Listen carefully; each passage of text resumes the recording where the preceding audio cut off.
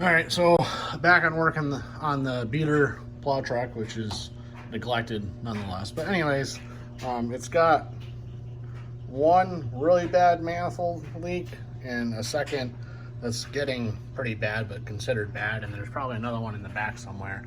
So we're gonna do it kind of the down dirty, quick way, I hope.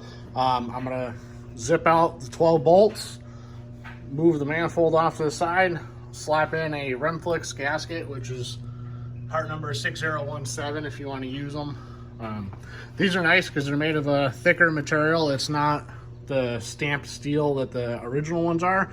So when you start getting stuff that's rusty and crusty like this helps take up, if the manifold's a little bit warped or if there's some pitting going on, this will crush to kind of match the surface there. So that's why I'm not going to take it all apart. I'm going to really try just to fish it in between and call it a day.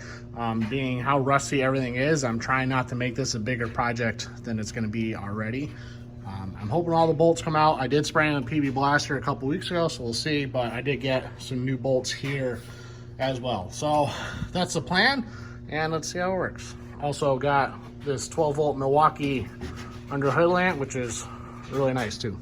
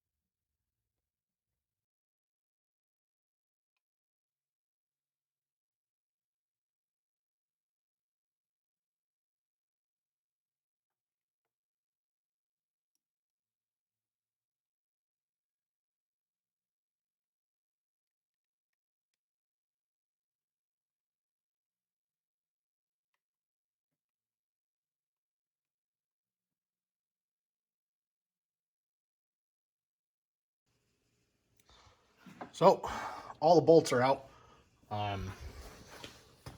They're all here. So they all came out with the exception of this one, which I had to weld the nut onto, several nuts. I've always had a hard time with Cummins hardware as far as welding nuts onto them, and I don't know what kind of material they use, but my guess would be there's some sort of stainless properties in there, and it just, the weld really never takes to the bolt. It's real hit and miss, so that's why it kind of took so long to get, so many tries to get those off. But if you just fight and fight and fight, eventually you'll get it, or it'll get to the point where you just can't do anything with it. But fortunately this came off. Nothing broke. Like I said, there's two bolts that gave me a hard time. One of them rounded off pretty good, but I was able to keep pounding smaller sockets onto it and get it. And then that last one I had to weld the nut to, which of course was this bottom side of cylinder 3, which is right on the other side of the turbo, which is, I mean, it's not as bad to get to as number 4, but might as well have been the worst one to have to get in there and weld. I couldn't get on there straight to hammer a socket on, couldn't get the welder in there good to do much. Only got the one shot of that, and then, got it taken out. So we're just gonna blow off all the old rust and shit that's in here, and then slap that other gasket in, with the new bolts and some anti-seize, and then just, put everything back together. But hard part's done. It's a fight, but, obviously you're done. But, just, I don't know. Sometimes you win them, sometimes you lose them. This was somewhere in the middle that kind of ended up winning. Fortunately, did not have to take the turbo off, because that's a whole nother story. Because now you got your turbo to manifold bolts, your studs that you have to take off, and then you have your feed line, which, that's probably not going to come off. Your turbo drain line, have to find a gasket for that.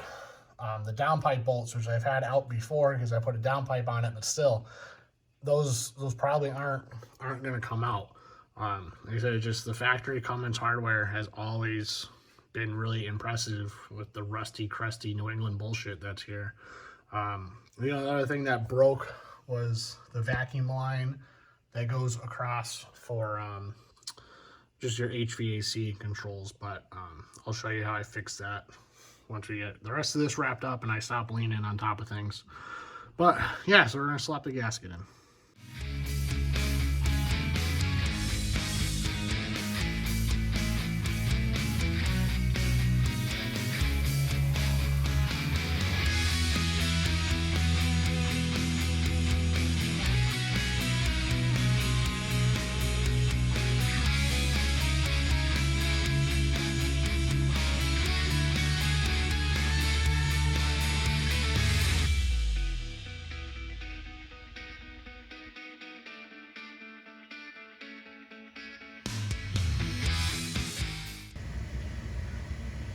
So, manifolds all in.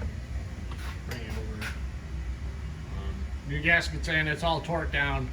25, 30 foot-pounds is all you're going to put on that, which is a little bit lower than if you're using a normal factory gasket, but that's what Remflex recommends for a torque. So go around, tighten down evenly, start from the center out, and then I just go around in a circle until they're all torqued.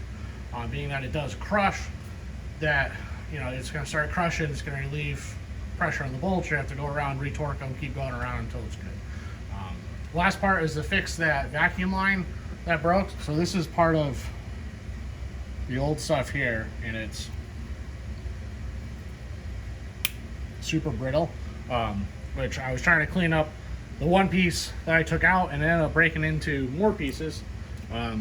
So a piece of boost line, like for your boost gauge that you can get anywhere, is pretty much the same size and will do just fine for it.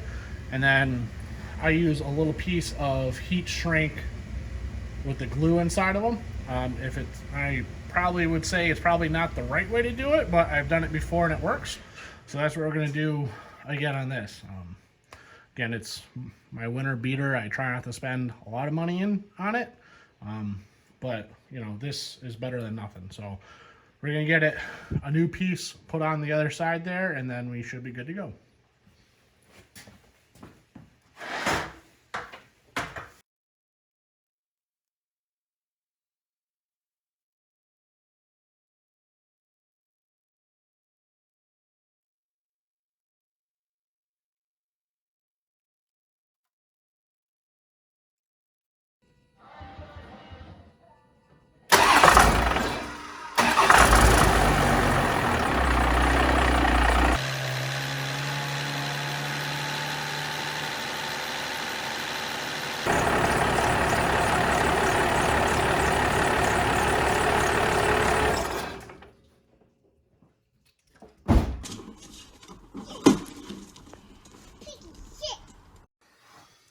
So, as you saw, there's a little bit of an oil leak here. So, no exhaust manifold leak that I could see. I didn't see any smoke come out from underneath the hood when I started. It does smoke quite a bit on startup, especially when it's cold. That's why it stalled out the first time. But yeah, it started pissing oil all over the place. So, we'll have to run out and get a replacement line. And then, that's just how it goes. So got the new line made up, just went down to Fluid Dynamics. They deal with Parker fittings and such. Got a new line made. It's a JIC instead of that other inverted that the factory is. It was only like $40 for.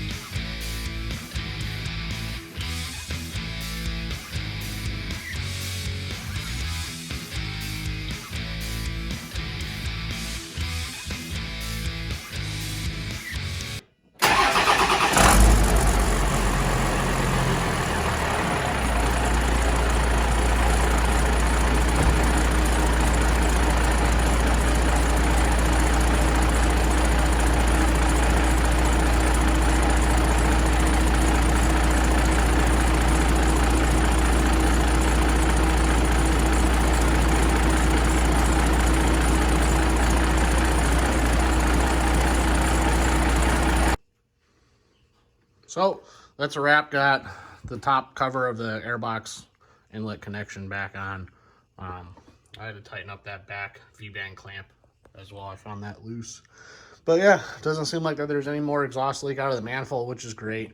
So I'm curious to see how it is. You could definitely hear it driving, and once it started building boost, you could definitely hear that it was like all your drive pressure was leaking out of the manifold. So it wasn't, I mean, the thing's gutless as is, but especially like pulling trailers and stuff where you need every bit of that 180 horsepower. That drive pressure was just blowing right by the gaskets and not being able to build enough boost. So curious to see how it is between that and a new air filter. You should be good to go. So thanks for watching. Like, comment, subscribe, and let me know what else you want to see.